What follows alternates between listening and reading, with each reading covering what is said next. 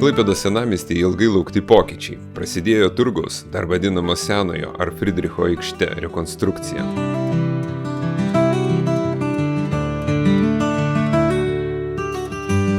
Vietoje šiandien čia matomas automobilių stovėjimo aikštelės ir chaotiškos prekybos. Netrukus turėtų atsirasti moderni, gyvybinga viešoji erdvė. Ši aikštė viena seniausių mieste. Jis susiformavo dar 17 amžiuje ir ilgus metus buvo svarbus prekybos centras. Pokariu čia veikė pagrindinė Klaipėdos turgavietė, traukusi tiek vietinius gyventojus, tiek prekeivius iš aplinkinių regionų.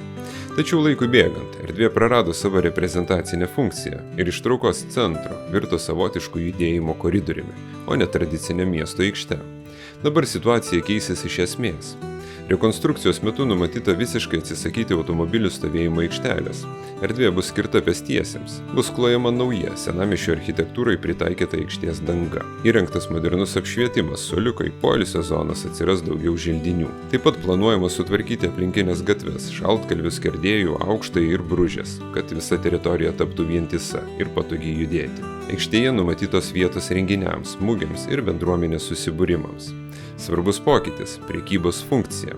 Tradicinis turgus iš šios vietos trauksis arba bus transformuotas, todėl aikštė labiau orientuosis į laisvalaikį, kultūrą ir turizmą. Vis dėlto tokie pokyčiai kelia diskusijų. Vieni tikisi, kad aikštė taps naujų traukos centru ir padės atgaivinti senamiestį. Kiti baiminasi, kad kartu bus prarasta istorinė vietos dvasia ir spontaniškas turgaus gyvenimas. Projektas vertinamas beveik 4 milijonais eurų, o darbus planuojama užbaigti per maždaug 1,5 metų. Ar ši erdvė taps tik dar viena sutvarkyta aikšte, ar iš tiesų naujų Klaipėdos traukos taškų? Parodys laikas. O kaip manote jūs? Nepamirškite savo komentarų, o jūsų palaikymas patiktukais tiesiog būtinas šio visuomeniniais pagrindais kūrimo kanalo plėtrai. Iki kito karto.